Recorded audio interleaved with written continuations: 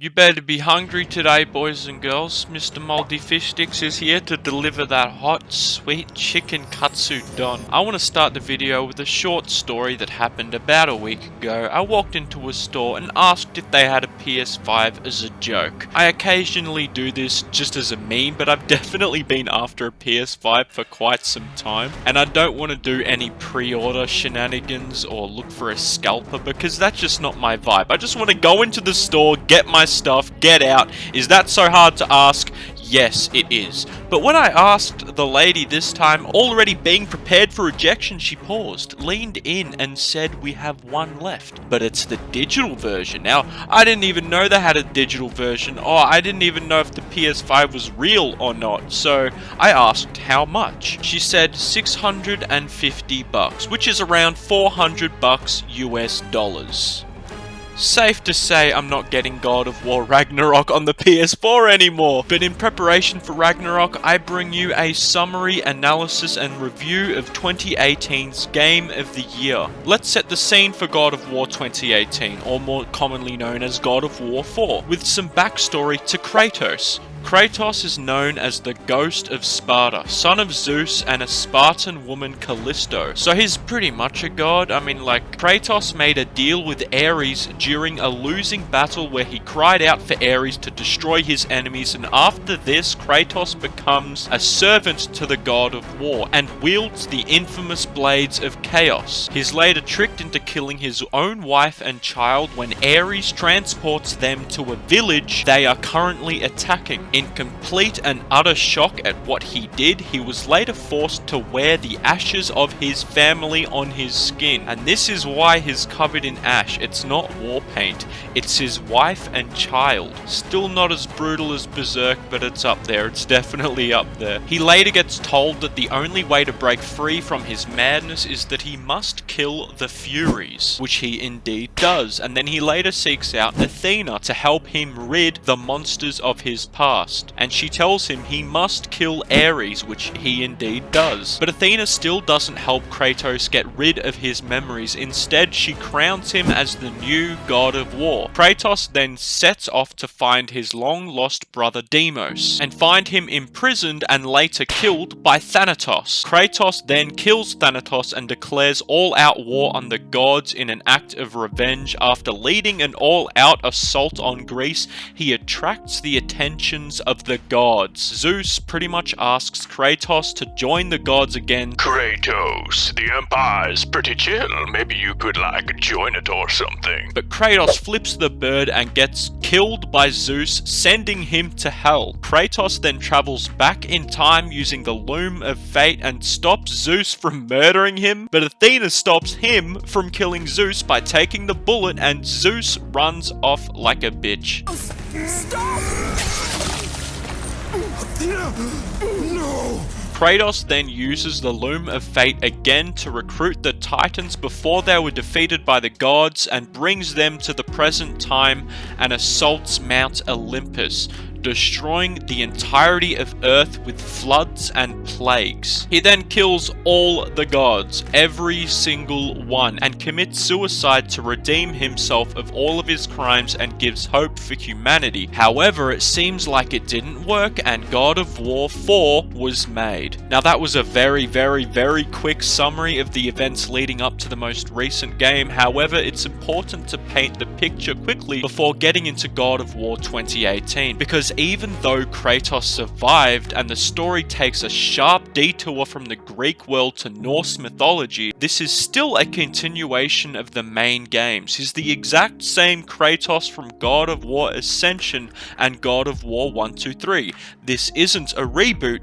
This is a continuation that takes place several decades after God of War 3. The entire change, not only in the narrative, but the setting as a whole, was extremely controversial, and the game's director, Cory Barlog, actually started bawling his eyes out when the reviews were finally released because he wasn't sure of how the change would affect its likability. However, after its huge success, there are still many that miss the OG game style and story. For one, the gameplay changed up dramatically. I'll admit God of War 3 was a lot more chaotic and free-flowing. Instead, it was replaced with an over-the-shoulder camera angle that definitely limited movement, but people also didn't like the change in setting. Kratos being Greek, it didn't sit right with some people that this Greek fella has now head off to Midgard and seemingly left his past behind. People wanted to play as the God of War, killing more gods in an act of vengeance, but now it seems like you're playing as a dad trying to forget his past. David Jaffe, I think I said his name right, the original creator of God of War, initially wanted the story to pan out in a different way, having the Norse gods and Egyptian gods team up against the Greek gods to have all-out mayhem, which would have been cool, but that in itself is controversial and that would be pretty hard to do. The most dramatic change needs to be mentioned because there is a little known fact about God of War 2018 that could explain the shift in narrative. Development of this title started when the director Corey had a son himself. This made him re-examine himself and the story of Kratos as a whole. He said that the relationship of his son was made worse with the crunch of a AAA video game project. He often stayed up until the AMs, which caused an awkward relationship between himself and his son, akin to the relationship of Atreus and Kratos. This inspired the concept of daddy issues, saying Kratos is someone who can take down a mountain-sized beast, but finds it challenging to have a conversation with his son. Granted, the game isn't all about father-son's relation. There is still heaps of gratifying, challenging gameplay coupled with a semi-open world experience absolutely littered with side quests, collectibles, and even a big mission that happens after you finish the main mission. I truly believe this game in itself is still a masterpiece, and it's not hard to understand its overwhelming praise. So without further ado, let's do all the side quests before scattering your dead wife's ashes. Right off the bat, I'm never not amazed with this game's presentation. This has an excellent introduction from the get-go. To this day, I am still so stunned by the high-end graphics that still compete with current games, including,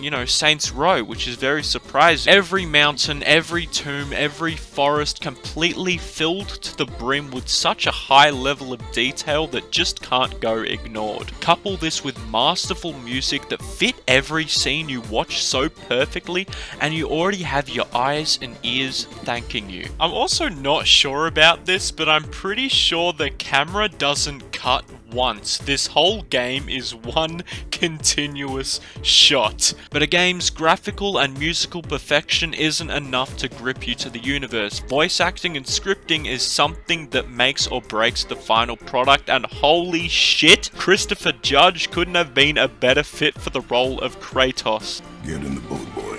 What a majestic voice. After chopping some trees, you get introduced to your son and begin preparing for the cremation of your wife, Faye, with her last dying wish for the ashes to be spread on the highest peak of all the 9 realms. And it's funny because although so much goes on with this story, this is the end goal and the entire goal of this journey. You start with training Atreus by hunting a deer and get introduced to the Leviathan axe. Now, I for one thought this was extremely disappointing at first glance because I was always used to seeing Kratos wielding the Blades of Chaos, but in all honesty, this weapon is incredible to use. So much so that it rivals the Blades of Chaos in my opinion. It has a light attack, a heavy attack, you also have a shield that you can protect and parry. This felt like a perfect combination for Kratos, but anyway, you find and help Atreus to shoot the deer. Kind of ironic you're helping him even though he becomes a master of the bow within like a day, and later help him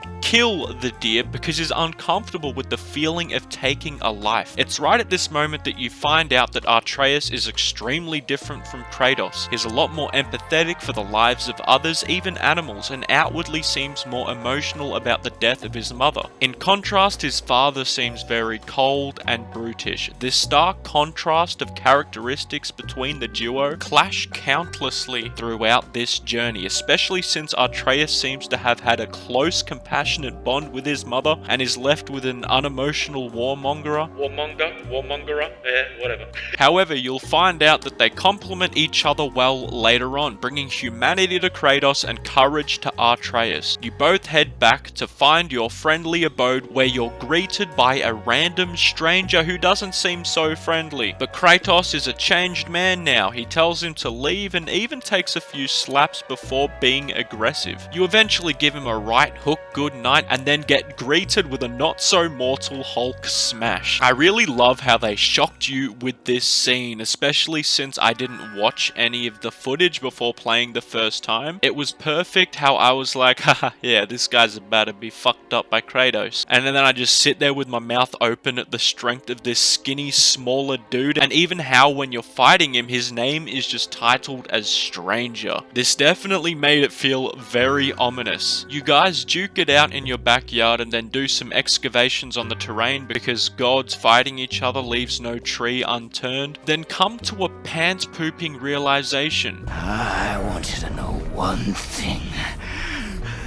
I can't feel any of this.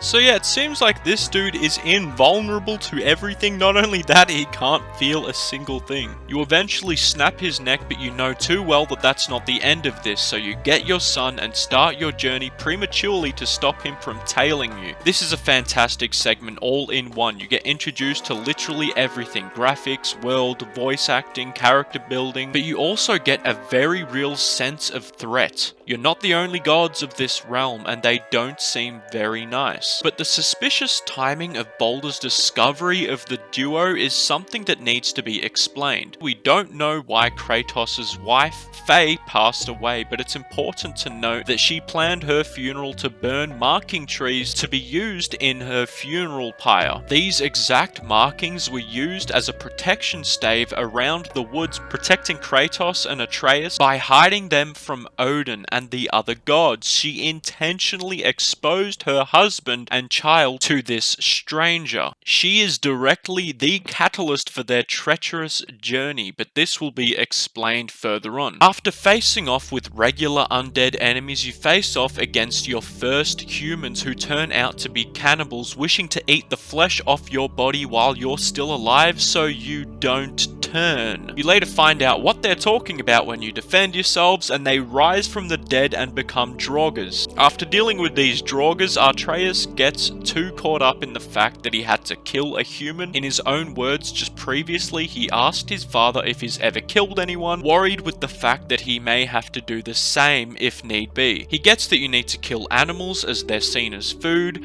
and Draugr are already dead, but humans just don't sit right with him. This truly shows you how sheltered Atreus has been in comparison to his father, and why Kratos just doesn't understand his huge emotional burden of murder. But after this objective, you later come across a strange blue man, Brock, who looks scarily similar to Yondu from Guardians of the Galaxy. You find out that Brock was actually the original creator of your wife's axe, and he conveys that he's able to upgrade it for you if you wish. And since you find out he was indeed the creator of that axe, knowing about the symbol on the axe, it's here that you get introduced to the blacksmith shop and upgrades. Here you can not only upgrade your weapons but your armor, and buy enchantments and talismans, or even buy new weapons and armor entirely. But this system is great, and just like most RPGs, your best bet is to wait until you get better gear, because you'll definitely get better stuff later on. But in general, I do really like Brock's character. He's a funny guy. You go on another hunt and find a boar for it to run off after having impenetrable skin, and your little shit of a kid runs off and gets lost without you. After finding the boar and the kid, some mature lady freaks the fuck out because she doesn't want delicious ribs. She wants life to go on. You find out this lady is actually a witch, more so she knows that you're a god, and knows that the boy doesn't know of your godhood.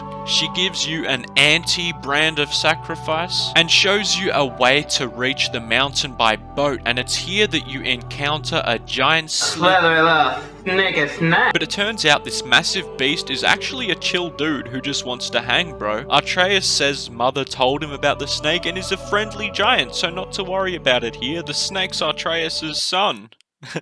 I'll get to that. This is something that makes the game so damn atmospheric and awesome, even though the World Serpent comes into play more so at the final segments of this game. Just having this massive snake lie across the mountains in the distance was enough to be astonished by. But since the giant serpent has now left the lake, this unveils a massive structure in the middle of the lake where you and Atreus find Brock, who's mysteriously already there even though just 10 seconds ago it was completely submerged. He chucks you a blue gem for completing the level with 0 out of 139 boxes crushed, but this blue gem is actually used as fast travel around Midgard. You later find Brock's brother Sindri, who is the complete opposite of Brock. For one, he's not a smurf, but is also quite weak-kneed and timid. He too also has a shop and is able to upgrade your stuff, but it seems that there is a grudge between the two brothers as they both bash each other's work and personality. Continuing on with your treacherous journey, you get halted by a mysterious fog. The witch from the woods appears and tells you that the only way to cross this bridge is to grab the light of Alfheim, and she will help you get it. However, when you make your way to Alfheim, she gets sucked back to Midgard. But no matter, you're a god. How can you kill a god? You continue on and come across light and dark elves fighting an endless war over the very light you're after, and the dark elves seem to be dominating and will not let you go any further without picking up a fight. Here Atreus starts to act fully skits and continuously asks, "Did you say something? What was that?" And then he has a full-on panic attack on the boat. He also says that he swore he heard Mother's voice in the back of the screaming voices he heard. Eventually Kratos and Atreus reach the light of Alfheim, which Atreus hurts his hand on attempting to enter, but Kratos forces his way through, which instigates a journey through a vision. He finds the light of Alfheim and then he eventually reaches his home where he begins to hear Atreus talking about Kratos to his mum, kind of wishing that it was him who died instead of his mother. Ugh.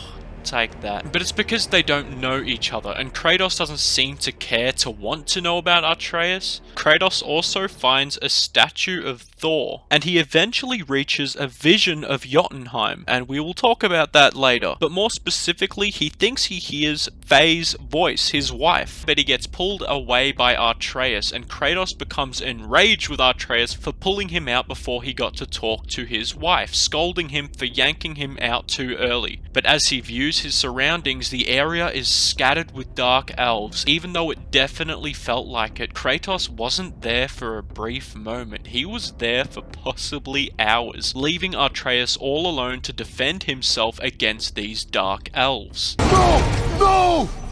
What have you done? Why did you do that? I saved you! You were trapped in there! I waited and I waited, but you wouldn't come out! So I pulled you out! Boy, I was gone only...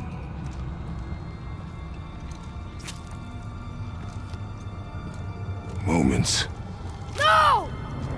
You've been gone a long, long time! I didn't know what to do! You left me here! Again! Why don't you care?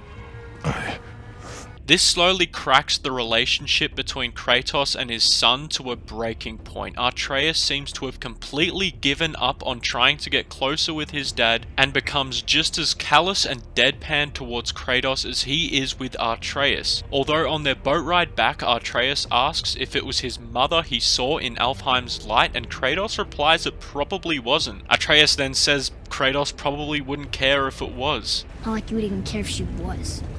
Mind your tongue, boy!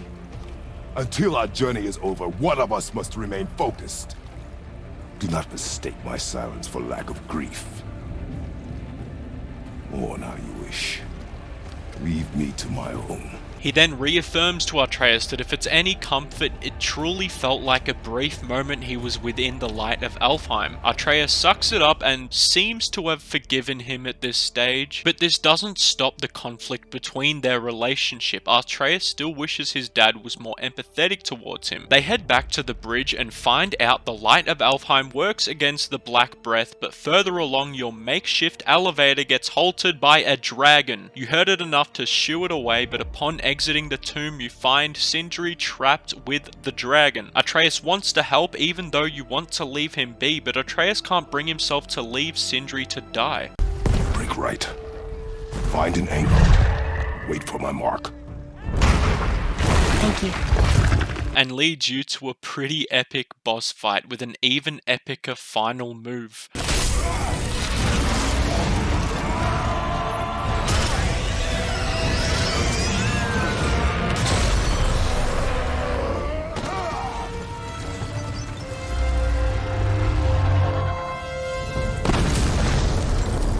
And this is why, ladies and gentlemen, this got Game of the Year. Sindri is amazed that you were able to kill a dragon, and no one has ever managed to do it in hundreds of years, and to show you his gratitude, he gets you to yank a tooth from the dragon and does some magic on the tooth and gets you to run it along the string of Atreus' bow, granting quite useful shock arrows. He also gifts Atreus green mistletoe arrows, which become extremely important later on in the story. You continue with your journey to reach the highest peak. Almost at an end, you climb up the cliffside of the mountain to find the stranger who visited your house with two other strangers, possibly gods, talking to a man stuck in a tree. The man not only calls the stranger Boulder, but calls the other two men the sons of Thor. They ask the man stuck inside the tree where you are and find out that you're traveling with a kid. When they leave, you climb up to talk to the mysterious man to find out that his name is Mimir, smartest man alive with the answer to every question. Why does the son of Odin hunt us?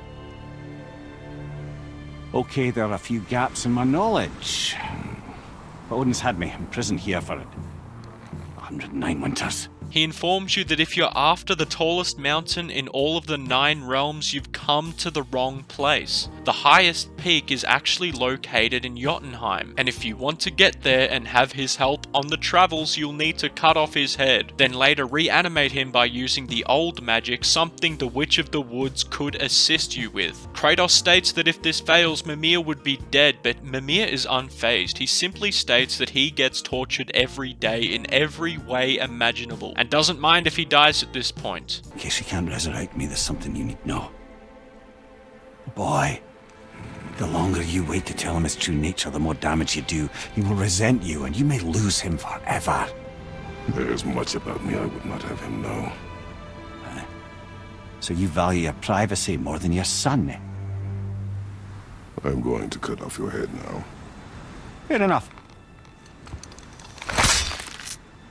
You bring the head to the witch, but before that... Wait. Where did you get those? The arrows. Give them to me, now! They were a gift. Do as she says, boy. These arrows are dangerous. They're wicked. You find any more, you destroy them, understand? Do you understand? Say it! I understand. If I see them, I'll destroy them.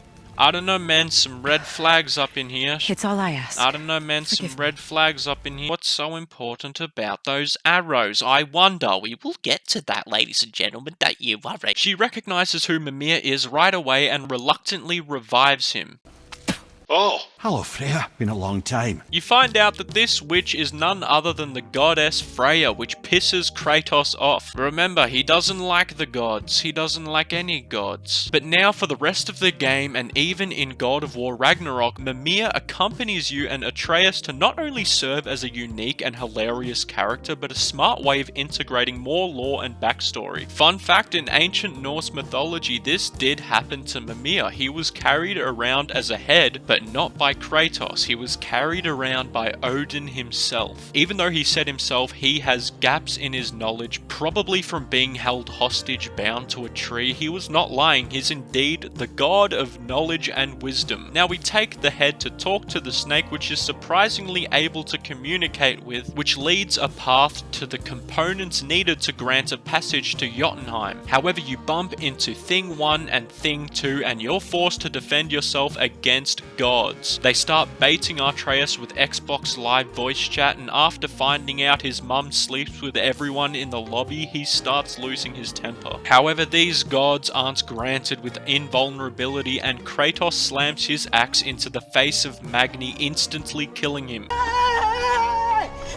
So yeah, he bitches it, but later on he comes back for round 2 and Kratos drops him.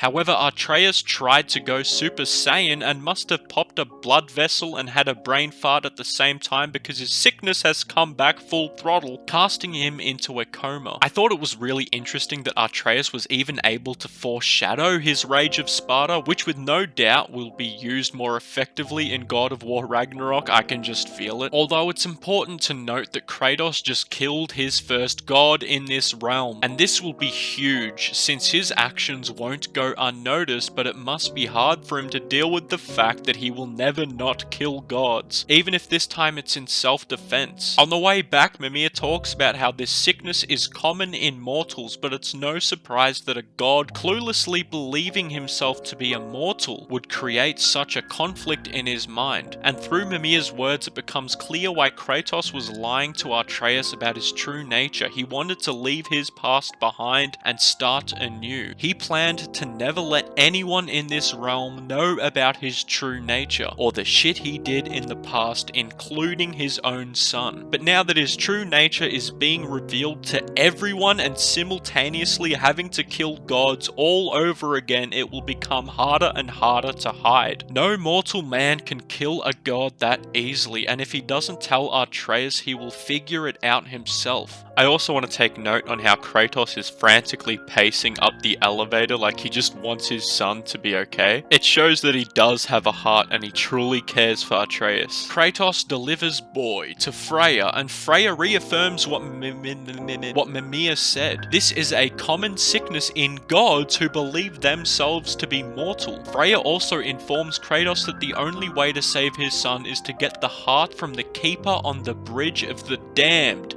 Helheim. Yes, Kratos is going to hell again, but a different hell this time. However, before he can even go there, Freya mentions that it's going to be impossible for him to retrieve the heart in the perilous terrain. It's so cold there that nothing could light a flame, but Kratos says he will be able to find something, and he just needs to head back home to grab it. Yep.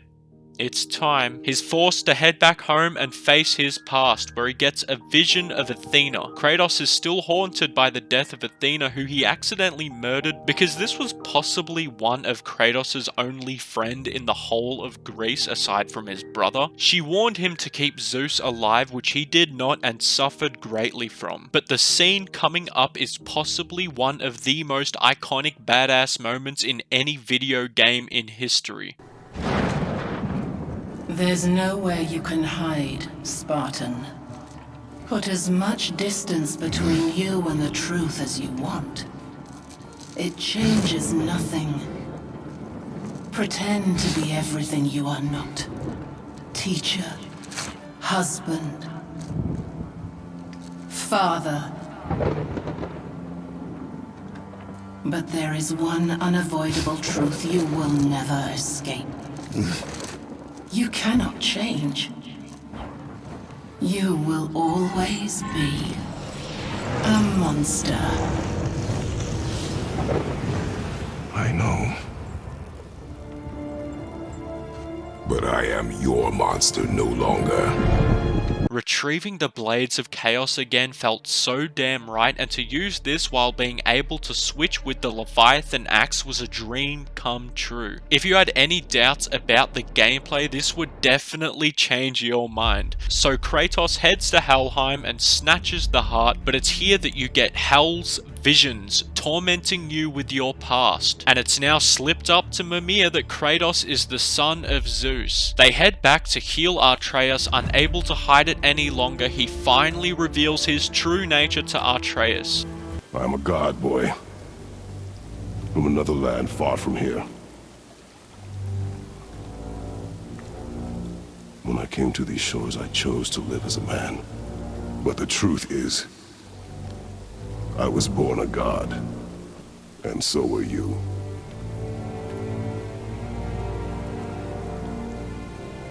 Boy, have you nothing to say?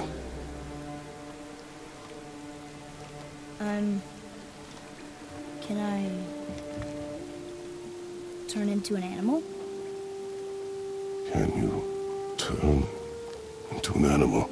God damn, dude. Banger scene after banger scene. I try not to prolong my reviews with cutscenes that just drag out, but these ones are just so good that I need to play it from start to finish. I think I mentioned how well the soundtrack complements the dialogue, but this still gives me chills to this day. Also, reminder, absolutely no camera cuts have been made. At this point in time, I knew I was in for something special. I was already amazed at how gripping and awesome this game was, but later on, things get real. After finding out the truth, Atreus' personality dramatically shifts, even concerning Mimir. He not only accepts that he's a god, but leans way too into it and starts to think that he's above everyone else. Let me guess.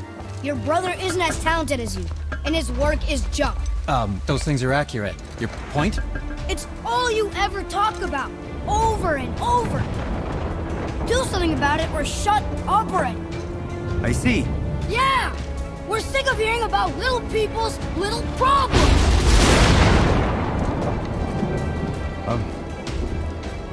All right. That hurt a little. He even goes as far as killing an already defeated Modi after Kratos telling him not to. Damn it, boy, the loot. These aren't the only orders he disobeys, he also stops listening to your commands on where to shoot, replying with whatever, dude. But what sends Kratos over the edge is the disrespect towards his own mother finding out that she isn't a god. Truth is more important than kindness. Your mother would disagree. She wasn't a god. Why don't you let me carry her up for me? No. Why not? We're almost there. You know I can handle it. Can you? After the way you spoke of her, I question that. What? That she wasn't a god? She was better than a god, and you shall not dishonor her. Before things go too far with the boy's arrogance, he later finds out the hard way that he's not ready to act as a god. On their final steps to reach Jotunheim, Baldur shows up to halt their journey. Kratos tells Atreus to run for Jotunheim while he deals with Baldur and even slams Baldur into the pillar, destroying the gate. But Atreus is fed up with being told what to do, so in order for him to test Baldur himself, he sends a shock arrow to Kratos. Yeah, he shoots his own dad and gets quickly put in his place. Baldur takes Atreus away on a dragon, but Kratos runs after him and jumps onto the dragon and ends up pursuing Baldur for quite some time. Baldur eventually makes it to the bridge between realms and Brock yells out that someone has activated the bridge, and they all eventually make it to Helheim. Yeah, Atreus the little shit is the reason they're now in Helheim, and the worst part of it according to Mimir, where hell will begin to torture you with the visions of your past. Yeah, this is not going to end well. The first vision you come across is Atreus killing Modi, and Atreus is in shock that he acted like that, but none of you let the visions bother you. You need a way out, so you make your way to a ship. You find Baldur being tortured by his past with a vision of his mother, Freya. Yes, the witch from the woods is Baldur's mum, and she was the one who granted him with invulnerability. But from his point of view, this is more of a curse, as he can no longer feel anything. Temperature, taste, the burger with the lot, and sex. He can't feel his willy anymore. And he wants her to reverse it, but she refuses and says it's impossible. The most disturbing aspect of this vision is Baldur is tormented with the fact that he did not kill his mother, but now Freya is not to be trusted.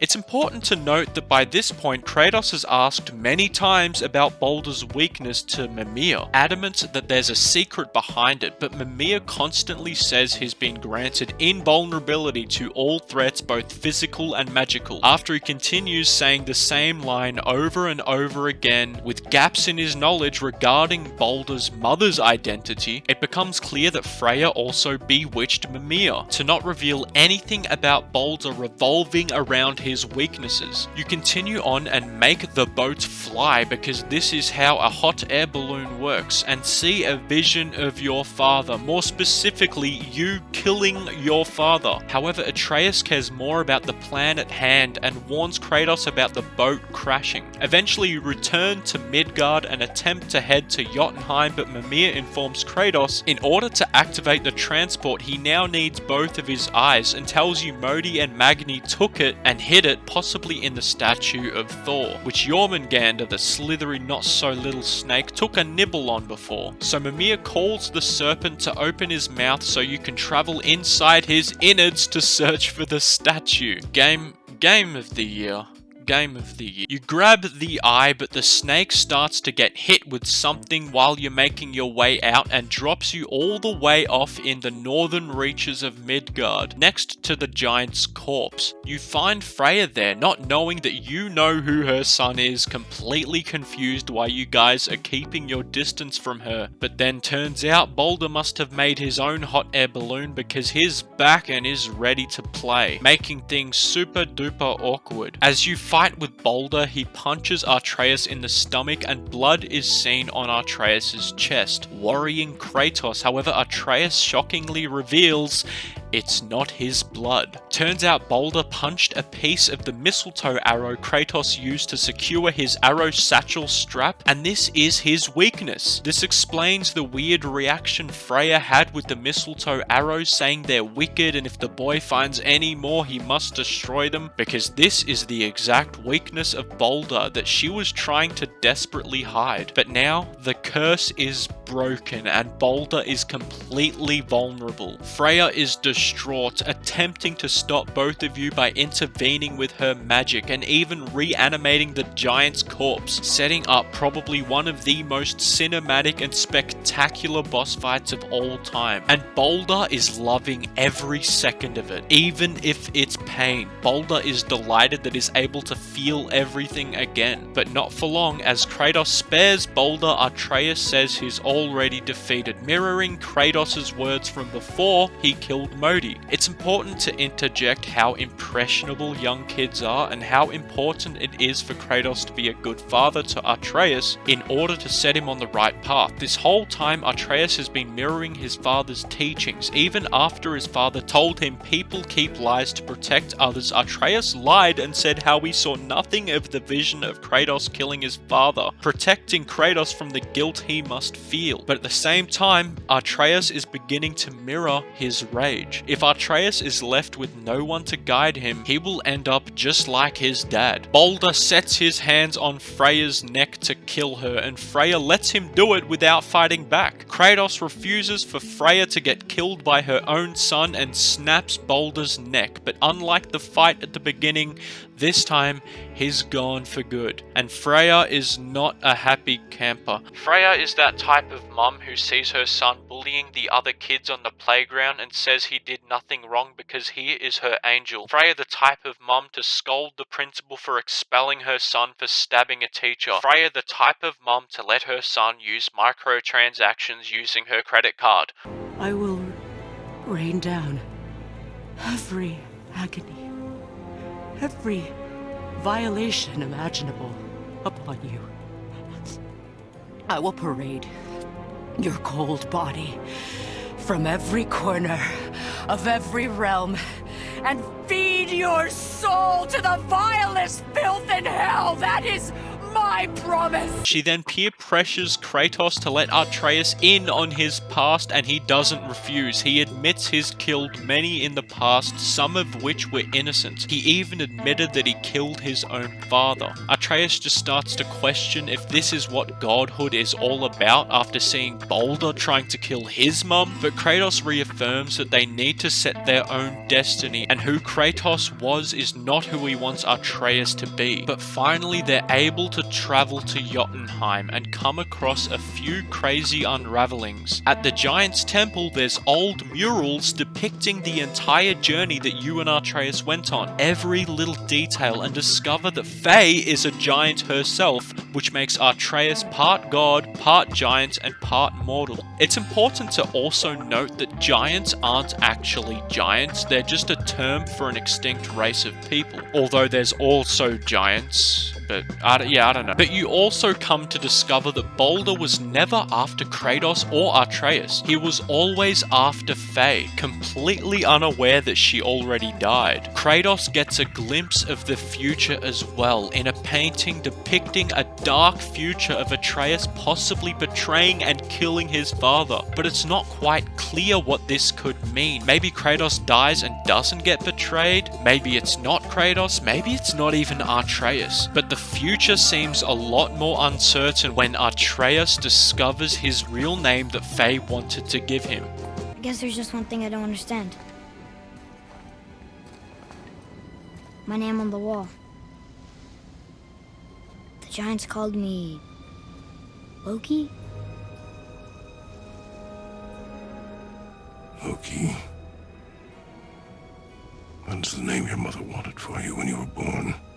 This makes my balls tingle. This is truly such a dramatic and foreboding ending for the journey, but there's still a lot more that needs to be explained, and more specifically how everything ties in together. Remember how I mentioned it was Kratos' wife and Atreus' mother who exposed them to the gods of Midgard? It's possible she did this intentionally with a sort of end goal in mind. As it's known in the murals, the giants predicted the events that would play out. It's quite possible that she intentionally started Ragnarok early, and Atreus and Kratos are the only ones to end it in the prophecy. But how did Kratos and Atreus start Ragnarok early? It was all to do with the death of Balder. According to the lore, the death of Odin's son Balder was the first sign of the apocalypse, which was not meant to happen for another 100 years. If you actually head back to your house, you get a secret ending where you flash forward several years in the future and get greeted by Thor, the primary antagonist in God of War Ragnarok from what we can suspect. The future of the relationship between Kratos and Freya is also extremely uncertain, as they definitely could make up for a very good reason that I'll get to, but as of now, a lot of the Ragnarok trailers feature Freya being another enemy of the duo. Odin is known to be a paranoid psycho in more ways than one. When the giants wouldn't help him in stopping Ragnarok, he sent Thor to kill every single giant in Jotunheim. So it's safe to say, since Kratos has apparently started Ragnarok early, Odin will not be too thrilled with this and attempt to kill Kratos. And there is a huge overlooked event that occurs between Freya, Odin, and the Valkyries. Odin, having learnt of the Ragnarok prophecy, kind of drives himself insane, exiling Freya from Asgard, the queen of the Valkyries, and Odin's wife at the time. Sigrun was appointed as the new queen of the Valkyries. However, due to Hellbent's paranoia, he then turns his sight on the rest of the Valkyries, giving them mortal bodies, slowly driving the Valkyries insane. And Sigrun was forced to seal them deep beneath the surface of multiple realms. The Valkyries would then become myths, with no one knowing what happened to them, leaving the dead to flood the gates of Helheim with no one to grant them safe passage into the afterlife or Valhalla or Helheim. This explains why Mimir thought that Helheim was full. After finding, fighting, and ultimately killing the mortal form of the Valkyries, you find out that you're in return freeing them and transcending them into their astral form. After fighting all of them and placing all the other 8 Valkyries' helms on the thrones located at the Council of the Valkyries, you finally come against Sigrun, who explains everything. She still considers Freya to be the true queen of the Valkyries and thanks you for freeing her, stating that the balance can finally be restored in all of the realms and then grants you the eternal blessing of the Valkyries. Here's where things can go either really well with Freya or really bad in the sequel. Freya could see the efforts you went through to free the Valkyries and reunite with you and forgive you for killing her son. After all, he tried to kill her. And all of the Valkyries, including Freya, could help you with the War of Ragnarok. Or Freya could turn into her Valkyrie form and be an even harder boss than Sigrun. Yeah, I'm hoping for the former as well. Odin would definitely want a powerful army by his side come Ragnarok, so it's no surprise that he'd want to recruit the Valkyries, but due to the events that played out, him turning them insane and all, it's highly unlikely that the Valkyries would be happy-chappy about joining with Odin again. However, that doesn't mean that there won't be more Valkyries in the future game, possibly one of the more famous Valkyrie in Norse mythology. Brynhild, I think I said her name right. Odin has the ability to turn any of his loyal followers into Valkyries by gifting them Valkyrie wings, and possibly they won't be the nice type of Valkyrie. There's still so much more that needs to be explored, as well as how the World Serpent is Atreus' son. Yeah, you heard me right, I'm dead serious. Apparently, according to the in-game lore, the World Serpent Jormungandr is the son of none other than Loki, and apparently he was sent back in time during the Battle of Ragnarok that was supposed to be 100 years in the future. This could mean that Atreus actually does turn into the god of mischief and changes his name in the future. But still, I'm not sure how that thing slithered out of his cock. But we've seen humans, or more specifically dwarves, turn into dragons in this game, so it's not a far-fetched idea that his son turned into a snake. Also, I need to touch on Brock and Sindri and how they're able to travel, kind of, by using magic to slip between reality right in front of your eyes, but there are some who don't know why they look so different. Sindri explains that he always uses gloves while handling any metals or fumes, and since Brock never uses these and uses his bare hands, it changed the pigmentation of his skin to a blue color. The arrival of Kratos is also heavily contested, as he tells Atreus himself that he came to these shores, implying that he sailed here by choice, whereas other sources say after failing to kill himself, being cursed to not be able to kill himself or even get rid of the Blades of Chaos, he was dragged to Scandinavia by Skoll and Hati, either by Athena or Faye. There's still a huge chunk of his life while living in Scandinavia that's been untouched by video games or even comics or novels, and Cory Barlog has expressed his desires to explore this in the future. But there's still so much more that needs to be explored, like who blew the horn for the World Serpent? What the fuck was that eagle from Helheim doing there? Why is Kratos fighting a Valkyrie in the trailer if he helped free them? Who are the bad guys that haven't been announced in God of War Ragnarok, or my personal favourite, is Faye evil? This game isn't only a masterpiece for its main story, but what comes after is what every single open world RPG should strive to do. You may spend around 8 to 10 hours on the main storyline, but you will spend twice that amount exploring all of the realms for more side quests and collectibles to find, and trust me, it's not a drag. There's so much fun shit to do, including the Valkyries. The lore is rich, but the adventure is fucking spectacular, including the possible future for this game. I'm almost certain the sequel will be just as good, if not better, from the trailers we've seen, but we can only pray.